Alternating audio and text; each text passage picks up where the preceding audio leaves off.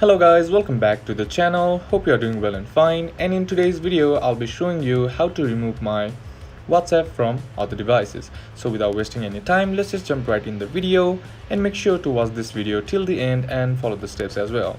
Now, in order to remove your WhatsApp from other devices, what you need to do is head over and open up your WhatsApp app, and once you're inside here, what you need to do is tap on the settings icon right here on the bottom right corner of the screen, and once you tap that, all you gotta do is tap on link devices, and here you'll get all the devices that are connected with your WhatsApp account. Right now, in order to log out, all you gotta do is tap on the device or selected device, and now simply tap on logout, and your account or you will be logged out from the selected devices. And that's how you do it. And that's it for today's video guys. Hope this video was useful to you.